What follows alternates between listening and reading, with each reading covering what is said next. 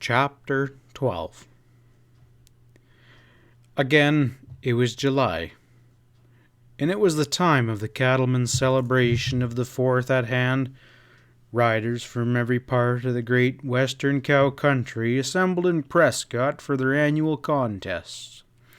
From Texas and Montana, from Oklahoma and New Mexico and Wyoming, the cowboys came with their saddles and riatas to meet each other and the men of Arizona in friendly trials of strength and skill. From many a wild pasture, outlaw horses famous for their vicious, unsubdued spirits and their fierce, untamed strength were brought to match their wicked, unbroken wills against the cool, determined courage of the riders. From the wild ranges, the steers that were to participate in the roping and bull-dogging contests were gathered and driven in. From many a ranch, the fastest and best of the trained cow horses were sent for the various cowboy races. And the little city, in its rocky, mile-high basin, upon which the higher surrounding mountains looked so steadily down, again decked itself in gala colors and opened wide its doors to welcome all who chose to come. From the Cross Triangle and the neighboring ranches, the cowboys, dressed in their best of their picturesque outfits, rode into town to witness and take part in the sports. With them rode honorable Patches.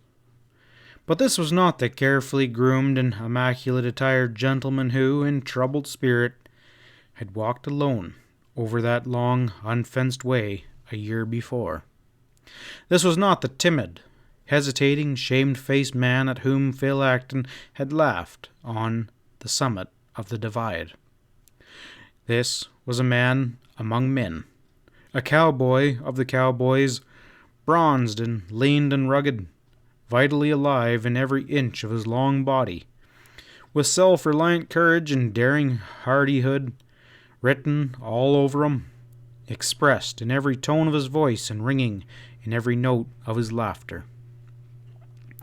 The Dean and Miss Baldwin and little Billy drove in on the buckboard, but the distinguished guest of the Cross Triangle went with the Reed family in the automobile.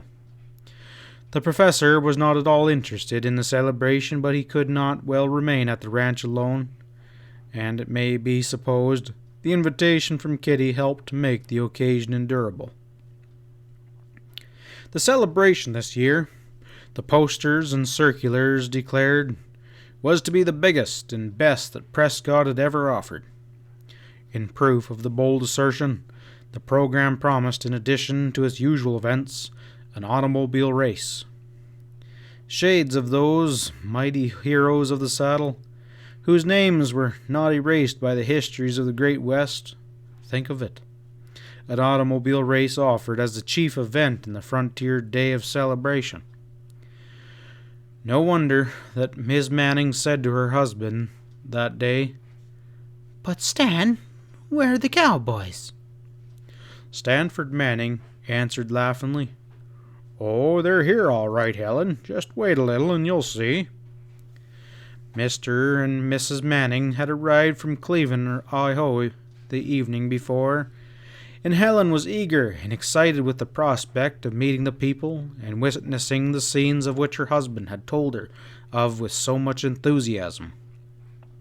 As the Dean had told Patches that day when the cattleman had advanced the money for the stranger's outfit, the young mining engineer had won a place for himself amid the scenes of and among the people of those western country. He had first come to the land of this story, fresh from his technical training in the East. His employers, quick to recognize not only his ability in his profession, but his character and manhood, as well, had advanced him rapidly, and less than a month before Patches asked for work at the Cross Triangle, had sent him on an important mission to their mines in the north.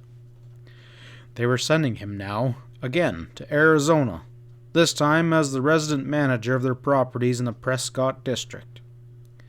This new advance in his profession, together with the substantial increase in salary which brought, meant much to the engineer. Most of all, it meant his marriage to Helen Wakefield. A stopover for 2 weeks at Cleveland on his way west from the main offices of his company in New York had changed his return to Prescott from a simple business trip to a wedding journey. At the home of the Occupy Club, on top of a hill, a block above the plaza, a number of Prescott citizens with their guests had gathered to watch the beginning of the automobile race. The course, from the corner in front of the St. Michael Hotel, followed the street along one side of the plaza and climbed straight up the hill, past the clubhouse, and so away into the open country.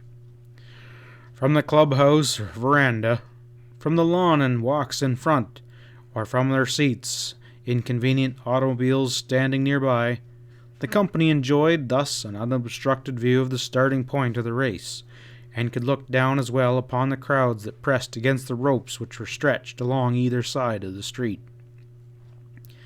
From a friendly automobile, Helen Manning, with her husband's field glasses, was as eager and excited an observer of the interesting scene, while Stanford nearby was busy meeting old friends, presenting them to his wife and receiving their congratulations. And often he turned with a fond look and a merry word to the young woman, as though reassuring himself that she was really there. There was no doubt about it. Stanford Manning, strong and steady and forceful, was very much in love with this girl who looked down into his face with such an air of sweet confidence and companionship. And Helen, as she turned from the scene that so interested her, to greet her husband's friends, to ask him some question, or to answer some laughing remark, could not hide the love light in her soft brown eyes. One could not fail to see that her woman's heart was glad and proud that this stalwart, broad-shouldered leader of men had chosen her for his mate. "But Stan," she said with an air of disappointment, "I thought it was all going to be so different. Why, except for the mountains and those poor Indians over there, this might all be some little town back home. I thought there'd be cowboys riding about everywhere with long hair and big hats and guns and things."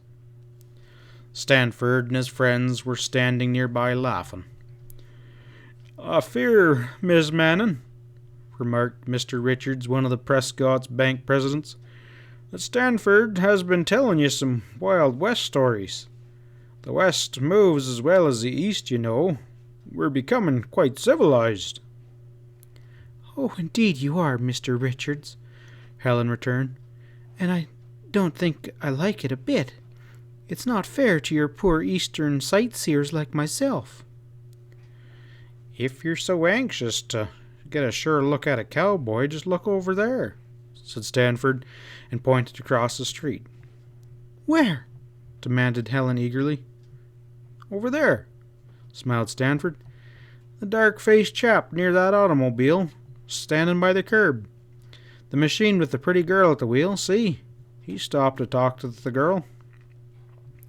"What? That nice-looking man dressed like 1,000 men that we might see any day on the streets of Cleveland?" cried Helen. "Exactly," chuckled her husband, while the others laughed at her surprise. "But just the same, that there's Phil Acton. Wild Horse Phil, if you please. He is the cowboy foreman of the Cross Triangle Ranch, and he won the championship in the bronco riding last year." "I don't believe it. You're making fun of me, Stanford Manning." Then, before he could answer, she cried with quick excitement, "But Stan, look! Look at the girl in the automobile. She looks like... It is, Stan, it is!" And to the amazement of her husband and her friend, Miss Manning sprang to her feet and waved her handkerchief and called, "Kitty! Oh, Kitty! Kitty Reed!" As her clear voice rang out, many people turned to look and then to smile at the picture as she stood there in the bright Arizona day, so animated and wholesomely alive in the grace and charm of her beautiful young womanhood, above the little group of men who were looking up at her with laughing admiration. On the other side of the street, where she sat with her parents and Professor Parkhill, talking to Phil, Kitty heard the call and looked. A moment later she was across the street, and the two young women were greeting each other with old-time schoolgirl enthusiasm. Introductions and explanations followed, with a frequent feminine exclamation of surprise and delight. Then the men drew away a little, talking and laughing as men will on such occasions, leaving the two women to themselves. In that Eastern school which, for those 3 years, had been Kitty's home, Helen Wakefield and the girl from Arizona had been close and intimate friends. Indeed, Helen, with her strong womanly character and the rare gift of helpful sympathy and understanding, had been to the girl fresh from the cattle ranges more than a friend. She had been a counselor and a companion, and in many ways a wise guardian and a teacher. "But why in the world didn't you write me about it?" demanded Kitty a little later. "Why didn't you tell me that you'd become Miss Stanford Manning and that you were coming to Prescott?" Helen laughed and blushed happily. "Why, you see, Kitty, it all happened so quickly that there was no time to write. You remember when I wrote you about Stan, I told you how poor he was and how we didn't expect to marry for several years?" "Yes." "Well, then, you see, Stan's company, all unexpectedly to him, called him to New York and gave him this position out here. He had to start at once and wired me from New York. Just think, I had only a week for the wedding and everything. I knew, of course, that I could find you after I got here." "Well, now you're here," said Kitty decisively. "You and Mr. Mannings are coming right out to Williamson Valley to spend your honeymoon on the ranch." But Helen shook her head. "Stan has it all planned, Kitty, and he won't listen to anything. There's a place around here somewhere he calls the Granite Basin, and he has it all arranged that we'll camp out there for 3 weeks. His company has given him that much time, and we are going just as soon as the celebration's over. After that, when Stan gets started with his work and fixes some place for us to live, I'll give you a little visit." "I suppose there's no use trying to contend against the rights of a brand new husband," returned Kitty. "But it's a promise that you will come as soon as your camping trip's over?" "It's a promise," agreed Helen. "You see, that's really part of Stanford's plan. I was so sure you would want me, you know." "Want you? I should say I want you. I need you, too," cried Kitty. Something in her voice made Helen look at her questioningly, but Kitty only smiled. "I'll tell you all about it when there's more time." "Let me see," said Helen. "There used to be, why, of course, that nice-looking man you were talking to when I recognized you, Phil Acton." She looked across the street as she spoke, but Phil was gone. "Please don't, Helen dear," said Kitty. "That was only my schoolgirl nonsense. When I come home, I found how impossible it was. But I gotta run back to the folks now. Will you come and meet them?" Before Helen could answer, somebody shouted, "They're getting ready for the start!" And somebody looked down the hill towards the place where the racing machines were sputtering and roaring in their clouds of blue smoke. Helen caught up the field glasses to look, saying, "We can't go right now, Kitty. You stay here with us until after the race has started, and then we'll go." As Helen lowered the glasses, Stanford, who had come to stand beside the automobile, reached out his hand. "Let me have a look, Helen. They say my old friend Judge Morris is the official starter." He put the field glasses to his eyes. "There he is, as big as life. Finest man that ever lived. Look, Helen." He returned the glasses to his wife. "If you want to see a genuine Western lawyer, a scholar and a gentleman, take a look at that 6'3" or 4" there down in the gray clothes." "I see him," said Helen. "But there's something seems to be the matter. There he goes, back to the machines. Now he's laying down the law to the drivers." "Oh, they won't put anything over on Morris," said Stanford mildly. And then a deep, kindly voice at his elbow said, Howdy, Manning. Ain't you got time to speak to your old friends? Stanford whirled and with glad exclamation grasped the Dean's outstretched hand. Still holding fast to the cattleman, he turned again to his wife, who was looking down at them with smiling interest. Helen, this is Mr. Baldwin, the Dean, you know. Indeed, I ought to know the Dean, she cried, giving him her hand. Stanford has told me much about you, and I'm already in love with you. And I, retorted the Dean, looking up at her with his blue eyes twinkling in approval. I reckon I've always been in love with you. I'm sure glad to meet this young man that he's found a justified reputation with good judgment. Have they got any more girls like you back east? 'Cause if they have, I'd sure be obliged to take a trip to that part of the world before I get too old. Oh, you're just as Stan said you were, retorted Helen. Uncle Will, cried Kitty, I'm ashamed of you. I didn't think you'd turn down your own home folks like that. The Dean lifted his hat and rumpled his grizzly old hair as the thought fairly caught, and then, Why, Kitty, you know I couldn't love any girl more than I do you. Why, you belong to me most as much as you belong to your own father and mother. But you see, honey, we just naturally gotta be nice to strangers, you know. When they had laughed at this, Kitty explained to the Dean how Miss Manning was Helen Wakefield, with whom she had been such good friends with at school, and that, after the Manning outfit in the Granite Basin, Helen was to visit the Williamson Valley. Camping out on the Granite Basin, eh? Said the Dean to Stanford. I reckon you'll be seeing some of my boys. They're heading up into that country after outlaw steers next week. Well, I hope so, returned Stanford. Helen's sure been complaining that there's no cowboys to be seen. I pointed out Phil Acton, but I guess he didn't seem to fit the bill. She doesn't believe he's a cowboy at all. The Dean chuckled. He's never been anything else. They don't make him any better. Then he added soberly, Phil's not riding in the contest this year, though.